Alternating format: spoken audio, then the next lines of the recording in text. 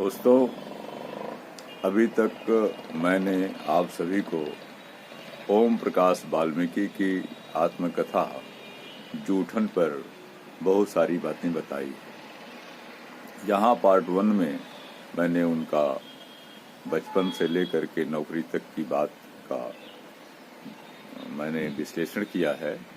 वहीं खंड 2 में मैंने आप सभी लोग को उनकी बात करते हुए कि नौकरी पाने के बाद उनकी क्या क्या दुश्वारियां रही है, जाति को लेकर के, जाति के द्वारा जो दंश मिला है जाति के कारण, उस पर मैंने बात किया।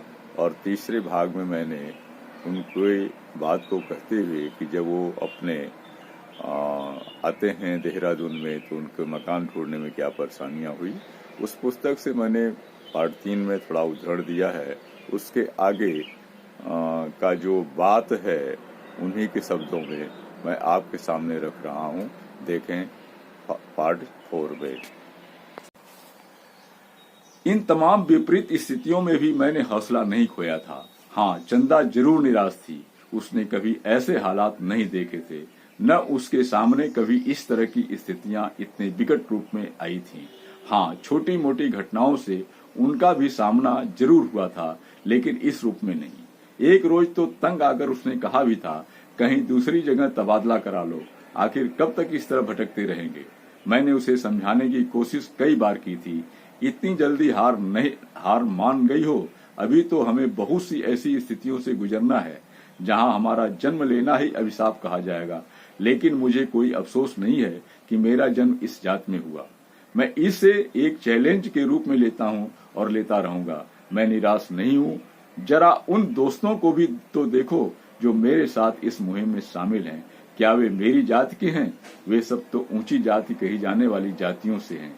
उस वक्त वे सब मेरे करीब होते हैं, मेरी पीड़ा में सहभागी होकर मुझे हौसला देते हैं। मैं उनके विश्वास को तोड़कर यहाँ से पलायन नहीं करूंगा, चाहे जो भी हो। अब तो मुझे इसी शहर में रहना है और सबके बीच। चंदा और ज्यादा डर गई थी, लेकिन उस वक्त कुछ ज्यादा नहीं बोल पा रही थी। एक आध बार ऐसी स्थिति भी आई जब मेरे गैर दलित मित्रों ने मकान मालिक के साथ सख्ती से बात की और अपना आपा खो बैठे। उस वक्त मैंने ही उन्हें रोका था। ऐसी ही घटना देहरादून के अघोईवाला में हुई थी। उस वक्त मेरे साथ विजय बहादुर अनिल भारद्वाज थे, जो मकान दिखाने ले गए थे। विजय मकान मालिक को बता चुका था कि मेरे बेहद करीबी मित्र महाराष्ट्र से ट्रांसफर होकर आए हैं। सिर्फ वे और उनकी पत्नी हैं, ऑर्डिनेंस फैक्ट्री में अधिकारी हैं। जैसे ही सरकारी आवास मिल जाएगा आपका मकान खाली कर देंगे। विजय ने किराए की बात भी तय कर ली थी। सिर्फ चंदा को मकान दिखाना था तथा महीने का अग्रिम किराया देना था। लेकिन विजय ने अपनी जेब से पूरे महीने का एडवांस किराया इस शर्त पर मकान मालिक को दे दिया था, यदि भाभी जी को मकान पसंद आ गया तो कल सामान शिफ्ट कर लेंगे, यदि पसंद नहीं आया तो आप यह एडवांस वापस कर देंगे। जब हम लोग मकान देखने पहुंचे, मकान मालिक घर पर ही थे। मकान चंदा को पसंद आ गया था। पहली मंजिल पर था, 2 कमरे थे, रसोई बाथरूम सब कुछ व्यवस्थित था। सामने खुली छत थी, कपड़े सुखाने के लिए 2 तार भी बंधे थे। मैंने विजय से पूछा, किराए की बात हो गई है? हाँ, मैंने एडवांस भी दे दिया है, इस शर्त पर कि यदि भाभी जी को मकान पसंद नहीं आया तो एडवांस वापस ले लेंगे, विजय ने कहा। विजय ने चंदा से बात करके मकान मालिक को आवाज दी। वे बाहर निकलकर ऊपर छत पर आ गए थे। विजय ने कहा, भाई साहब कल सामान लेकर आ जाएंगे, मकान पसंद आ गया है भाभी जी को। अनिल ने भी हामी भरी थी, मकान ठीक है। अचानक मकान मालिक ने सवाल किया, आप लोग मराठी हैं? मैंने कहा, नहीं, महाराष्ट्र में मेरी पोस्टिंग थी, अभी अभी ट्रांसफर हुआ है। हम लोग यहीं उत्तर प्रदेश के ही रहने वाले हैं। मेरी पत्नी यहीं देहरादून से है। इसी बीच मकान मालिक की पत्नी भी ऊपर आ गई थी। किस जात से हो? उसने सवाल किया। विजय अभी तक चुप था। इस सवाल पर वह आगे आ गया था। जल्दी से बोला, भाई साहब जब मैं आपको एडवांस दे रहा था तब तो आपने नहीं पूछा था, अब अचानक यह सवाल? नहीं विजय भाई, आप नाराज न हो, लेकिन हमें भी समाज में रहना है। आस पड़ोस के लोग भी तो जानना चाहेंगे कि मकान किसको दिया है, तब हम क्या जवाब देंगे? हम तो जात पात नहीं मानते, लेकिन हमारी इस कॉलोनी में कोई भी किसी एससी और मुसलमान को अपना मकान किराए पर नहीं देता है। आप तो सब जानते ही हैं विजय भाई। उसने एक सांस में सारी बातें एक साथ कह दी थी, लेकिन विजय हत्थे से उखड़ गया था। आप इनको देखकर बता सकते हैं कि यह किस जाति में जन्मे हैं? नहीं बता सकते। इनके बारे में जितना मैं जानता हूँ, शायद वे खुद भी अपने बारे में उतना नहीं जानते। यह मेरा बचपन का साथी है। जबलपुर में हम एक साथ हॉस्टल में रहे हैं, एक थाली में खाना खाया, बिस्तर पर सोए हैं, एक दूसरे के कपड़े पहने हैं। इनके परिवार में प्रत्येक व्यक्ति से मेरा संबंध है, लेकिन मुझे कभी भी यह जरूरत नहीं पड़ी कि हम एक दूसरे की जात पूछें। इसकी जरूरत न मुझे महसूस हुई, न मेरी पत्नी को, न मेरे बच्चों को, क्योंकि मेरी पत्नी के ये जेठ जी हैं, वे इनके पांव छूती हैं, मेरे बच्चों के ताया हैं, अपनों से बढ़कर, और आप इनकी जात पूछ रहे हैं? हमने आपकी जात नहीं पूछी, वापस कीजिए एडवांस। ऐसे घटिया लोगों के मकान में मैं अपने भाई और भाभी को रहने के लिए नहीं कहूंगा। आप जैसे थर्ड रेट व्यक्ति से मेरा परिचय रहा है, मुझे खुद पर शर्म आ रही है। मकान मालिक ने कुछ कहने के लिए मुंह खोलने की कोशिश की थी, लेकिन विजय ने उसे रोक दिया। एक भी शब्द मुंह से निकाला तो मैं भूल जाऊंगा कि आपसे मेरा परिचय रहा है। पंजाब के लंबरदार का बेटा हूँ। तेरे जैसे घटिया आदमी से मेरे बापू अपने डंगरों को चारा भी नहीं डालने देते। तू है कौन जो जात पूछता है? बात बढ़ती देखकर मैंने विजय की बांह पकड़ी और वहां से हटाने की कोशिश की। विजय के गुस्से को मैं अच्छी तरह जानता था। मकान मालिक और मालकिन दोनों के चेहरे पर अजीब तरह का भय दिखाई दे रहा था। अभी तक अनिल भारद्वाज चुप था, लेकिन अपने मकान मालिक से पूछा, तुम्हारी क्या जात है? अपनी भी तो बता दो।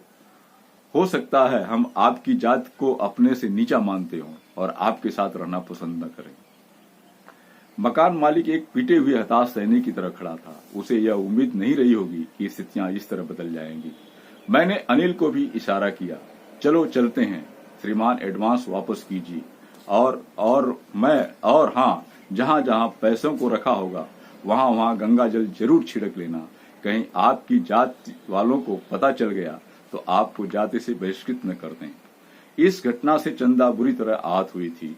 अनिल दुखी मन से वापस अपने घर लौट आया था, लेकिन विजय हमारे साथ ही चल दिया था। घर पहुंचने पर जब अम्मा ने पूछा, क्या रहा, मिल गया मकान?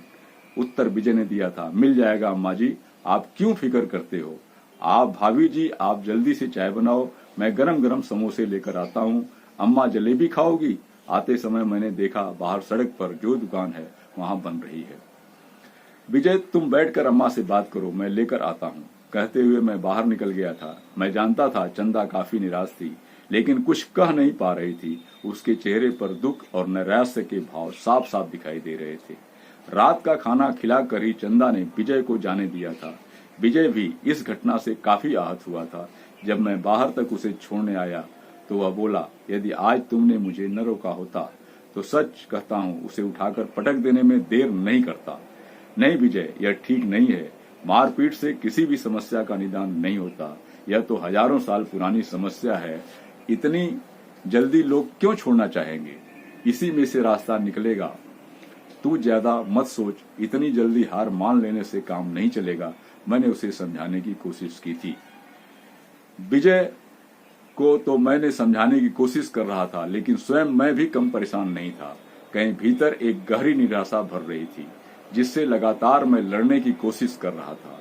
एक बार फिर मेरे वाल्मीकि सरनेम को लेकर घर में कलह पैदा होने की स्थितियां निर्मित हो रही थी। दबे स्वर में चंदा की बड़ी बहन और सूर्यम सिंह इस ओर संकेत कर चुके थे, लेकिन मैं किसी भी झूठ के सहारे जीवन जीने के पक्ष में नहीं था। यह मेरे अस्तित्व का संघर्ष था। साथ ही सामाजिक असमानता के विरुद्ध जिस लड़ाई में शामिल था, उसे बीच में छोड़कर पलायन करना मेरे लिए संभव नहीं था। इसलिए मैंने तय कर लिया था कि मैं इस मुद्दे पर किसी भी प्रकार का समझौता नहीं करूंगा, चाहे किसी छोटी मोटी दलित बस्ती में झोपड़ी बनाकर ही क्यों न रहना पड़े, क्योंकि कहीं जमीन खरीद कर मकान बना सकने की मेरी आर्थिक स्थिति नहीं थी। यह वाल्मीकि जी, ओम प्रकाश वाल्मीकि जी का अपना एक दर्द है जो इस पुस्तक में दर्ज है। तो आइए मैं आपसे यह कहना चाहूंगा कि आप अगर इस दर्द को समझना चाहते हैं, इन पुस्तक को जरूर पढ़िए। ओम प्रकाश वाल्मीकि की जो जूठन आत्मकथा है, सच में बड़ी प्रभावित करती है। और आप पढ़ेंगे तो सच में इतना प्रभावित होंगे कि बहुत सारी चीजें आपको परत दर परत खुलती चली जाएगी और आपकी दिमाग की जितनी भी परत है वो भी फ्रेश होती चली जाएगी। और मैं इसी के साथ यह कहते हुए आपसे विदा लेता हूं।